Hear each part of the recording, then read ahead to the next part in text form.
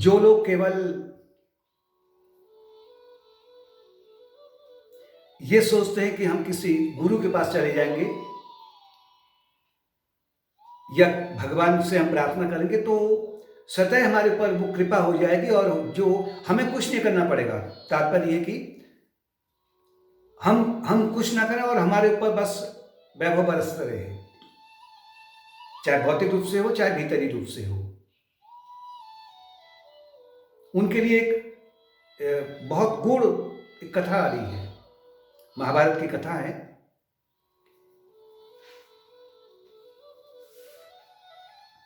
इसमें अर्जुन को जब स्वर्गलोक भेजा गया था, स्वर्गलोक गए थे वो अपने अस्त्र शस्त्रों की शिक्षा के लिए, तो चारों भाई और द्रौपदी हिमालय में विभिन्न प्रकार के तीर्थ स्थलों को वहाँ वो लोग जाते थे, उनका भ्रमण करते थे और वहाँ ऋषि मुनि मिले तो उनके साथ में उनका सत्संग वगैरह का आयोजन होता था। एक दिन बद्री केदार के पास में वो लोग बैठे तो अचानक एक उत्तर दिशा की ओर से एक सुंदर पुष्प और सुंदर पुष्प के साथ साथ में उसमें एक अद्भुत सुगंध के साथ में वो पुष्प उड़ के आया हवा के झोंके से और सीधे वो द्रौपदी के जहां पर बैठी थी उसके आगे गिर गया।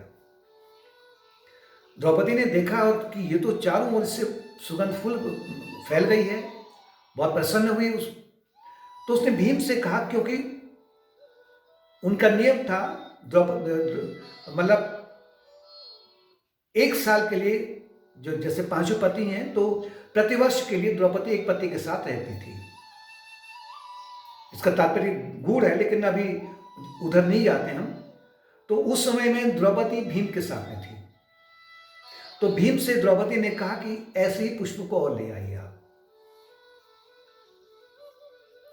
भीम के पास अतुल बेग था, पवन पुत्र थे, और अतुल बेग से वो जब उसी दिशा की ओर गए तो जाते जाते वो हिमालय पर्वत पार किया, नदियां पार की, बड़े बड़े जंगल पार किए, अंत में वो एक कदली वृक्षों का एक बहुत बड़ा एक सुंदर सा उपवन जैसा था जहां बहुत सुंदर फूल भी खिले थे और उसी के पास में कुबेर का निवास था जो धन के राजा है। उस मार्ग की ओर जब जा रहे थे तो भीम तो उनको मार्ग में एक विशालकाय बंदर दिखाई पड़ा। बंदर की पूंछ उस मार्ग में थी और क्योंकि वो दैवी गुणों के प्रतीक हैं, अर्थाधिक सज्जन व्यक्ति के रूप में कह सकते हैं, तो उन्होंने कहा कि सभी के भीतर ईश्वर का निवास होता है, तो मैं बंदर को लाके नहीं जा सकता, मतलब पशुओं को लाके नहीं जाना चाहिए। उन्होंने कहा कि हे बानरराज, आप मुझे मार्ग दे दीजिए, मुझे बहुत दूर जाना है। तो बंदर ने कहा कि भाई मैं तो वृद्ध हो चुका हूं बहुत ज्यादा, अब मैं हिलडुल भी नहीं सक रहा हूं, अब तुम मेरी पूंछ को थोड़ा सा उठा करके किनारे कर दो, तुम निकल जाओ आगे से। भीम ने कहा कि इससे मैं थोड़ा सा आज मजा चखाऊंगा, क्योंकि भीम के पास तो 10,000 हाथियों का बल था ही। उन्होंने कहा कि मैं बंदर की पूंछ को पकड़ूंगा और गोल घुमा करके मैं इसको 10-20 कोस दूर फेंक दूंगा, 20-30 किलोमीटर दूर फेंक दूंगा इसको। लेकिन जैसे ही भीम ने कहा कि मैं चलो इसको 2 उंगली से पकड़ूंगा तो पूंछ तो हिली नहीं। फिर उन्होंने पूरा हाथ लगाया, अंत में उन्होंने पूरी शक्ति के साथ में उस बंदर की पूंछ को उठाना चाहा तो वो पूंछ अपनी जगह से टस से मस नहीं हुई। तब भीम को यह ज्ञात हो गया कि ये कोई सामान्य व्यक्ति नहीं है, ये सामान्य बंदर नहीं है, और उनसे क्षमा मांगते हुए कहा कि आपका परिचय क्या है, मुझे अपना परिचय दीजिए मुझे आप। बंदर ने अपना परिचय हनुमान के रूप में दिया और फिर उसके बाद में त्रेता युग में जब श्री राम जी ने रावण के साथ युद्ध किया, कैसे मैत्री हुई, कैसे रावण का वध किया और किस प्रकार का कैसे उन्होंने लंका को भस्म किया, ये पूरी कथा उन्होंने पूरी सुना दी। वास्तव में हनुमान जी का भीम से मिलने की एक योजना थी, मतलब एक शुभ प्रयोजन था कि मैं भीम से मिल लूं, मतलब उनके ऊपर अपनी कृपा को बरसाऊं।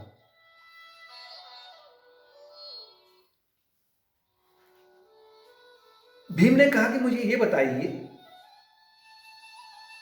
मतलब वो ये चाहते थे, हनुमान ये चाहते थे कि मैं भीम की शक्ति की परीक्षा भी ले लूं और साथ साथ में इसके ऊपर मैं अपनी कृपा को भी बरसा लूं। भीम प्रसन्न हो गए जब उन्होंने अपना परिचय दिया। हनुमान जी ने ये भी कहा कि मैं भी पवन पुत्र हूं, तुम भी पवन पुत्र हो, हम दोनों भाई हैं अगर कहें तो। तुम भी वायु पुत्र हो और मैं भी पवन पुत्र हूं। भीम ने कहा यदि आप प्रसन्न हैं तो मुझे, जब आपने लंका पार की और सागर के ऊपर आपने विशालकाय जो रूप रखा, कनक भूधरा कार शरीरा, और वो जब लंका आपने भस्म की उस समय में जो आपने विशाल रूप धारण किया, वो रूप को मुझे थोड़ा और दिखा दीजिए। तो हनुमान जी ने वो जो रूप दिखाया अपना, तो महाभारत कहती है कि गंधमादन पर्वत, मतलब एवरेस्ट पर्वत से भी ऊंचा उनका रूप बन गया, मतलब एवरेस्ट पर्वत उनके सामने बौना बन गया। तो भीम प्रसन्न हो गए। उसके बाद में हनुमान जी ने भीम को गले लगाया, गले लगाया बड़े प्रेम से, अपना पूरा का जो प्रेम है वो छलका दिया भीम के ऊपर। भीम को जैसे उन्होंने स्पर्श किया तो भीम ने उनके स्पर्श होते ही ऐसा अनुभव हुआ कि जैसे उनमें एक बहुत अद्भुत नई स्फूर्ति उत्पन्न हो गई है और उनके शरीर में उनका शरीर अत्यंत शक्तिशाली और हो गया है। 10,000 हाथियों के बराबर तो बल था ही, उससे भी अधिक और शक्तिशाली उनका शरीर बन गया।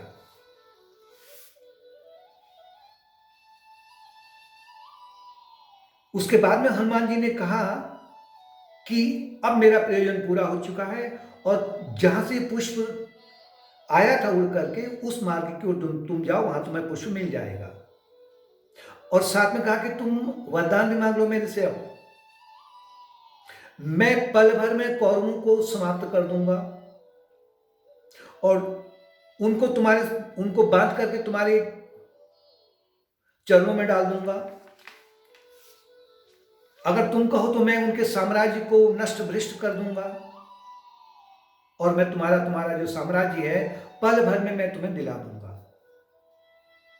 क्योंकि भविष्य में ये युद्ध आने वाला है।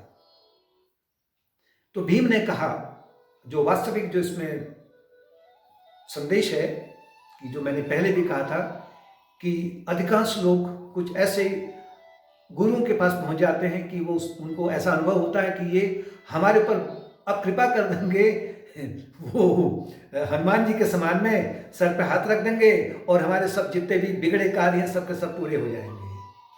या साधक समझता है कि बस गुरु, अब गुरु को मैंने कुछ दिन आश्रम में जाता है, अगर वो योग्य गुरु है, माना तत्वज्ञानी गुरु है, तो समझता कि अब जो है गुरु मेरे पर इतनी महान कृपा कर देंगे कि अब वो मुझे तुरंत आत्मज्ञान प्राप्त करा देंगे।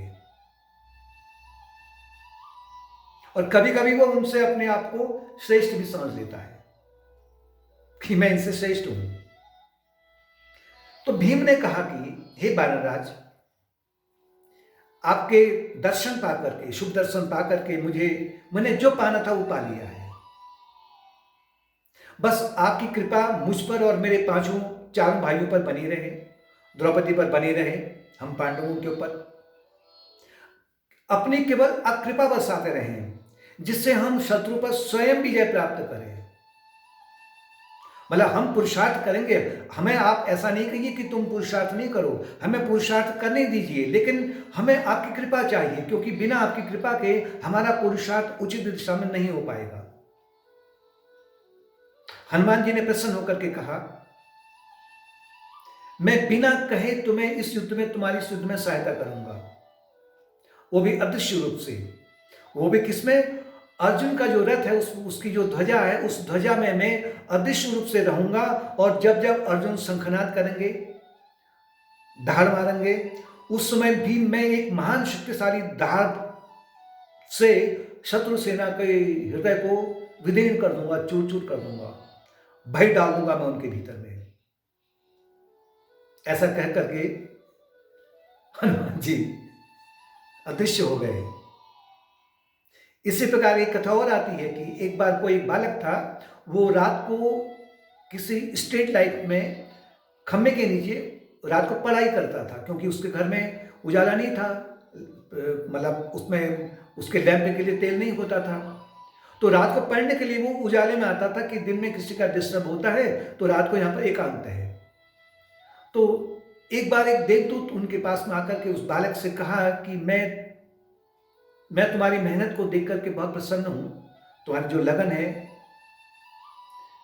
तुम अपना मुख खोलो और मैं तुम्हारे मुख में जो भी तुम शिक्षा प्राप्त करना चाहते हो, मैं सबका सब तुम्हारे मुख में डाल देता हूं। बालक ने कहा कि मुझे ऐसा ये फ्री का माल नहीं चाहिए, मुझे ऐसा नहीं चाहिए, बल्कि आप मुझे ये कृपा कर दें कि मुझे पढ़ाई करने के लिए थोड़ा सा मुझे तेल दे दीजिए, जिससे कि मैं अपने घर में दीपक जला करके उसके उजाले में मैं पढ़ाई कर सकूं। बालक चाहता तो प्रसन्न हो जाता कि चलो पुरुषार्थ नहीं करना है। इस प्रकार का अगर आपकी भावना है तो आप श्रेष्ठ हैं, और साथ में अगर आप आध्यात्मिक मार्ग की ओर बढ़ रहे हैं तो आपको यह ध्यान रखना है कि जब तक पुरुषार्थ नहीं होगा, जब तक आपका जो प्रयास है उचित मार्ग की ओर नहीं दौड़ेगा, तब तक अंतरात्मा की कृपा नहीं हो पाएगी। यानी कि हनुमान कहें या कृष्ण कहें, उनकी कृपा नहीं हो पाएगी, क्योंकि कृपा और पुरुषार्थ दोनों एक दूसरे जुड़े हैं। जितना ज्यादा पुरुषार्थ उतनी ज्यादा कृपा, जितनी ज्यादा कृपा उतनी ज्यादा पुरुषार्थ। यदि आप पुरुषार्थ आप कर रहे हैं, जब में आपका मन लग रहा है, ध्यान में आपका मन लग रहा है, ज्ञान योग के अनुसार में आपकी भावना को उन्नत करने में आपका उन्नत भावना उठ रही हैं, या जो सेवा कार्य है उसके माध्यम से आप अपने जो भौतिक जीवन की आवश्यकताओं को पूर्ति करने के लिए जो आप उसमें प्रयास लगे हुए हैं, और मानवता की सेवा के रूप में इसमें आप लगे, तो आपको ये अनुभव हो जाना चाहिए कि मेरे अंतर्यामी भगवान के रूप में या गुरु के रूप में मेरे ऊपर महान कृपा कर रहे हैं। ये कृपा की बहुत बड़ी पहचान है, और ये कृपा आपको अनेक प्रकार के बाधाओं से भी बचा लेती है, सुरक्षित कर देती है। जैसे कि हनुमान जी कहते थे कि मैं धाड़ मारूंगा अपने ध्वजा में रह करके, मतलब शत्रु को मैं भयभीत कर दूंगा। भयभीत का तात्पर्य है कि आप गलत मार्ग में जा रहे हैं, तो आपको कोई अदृश्य शक्ति आपको उस गलत मार्ग से आपको बचा देगी, वहां से आपके कदम को रोक देगी।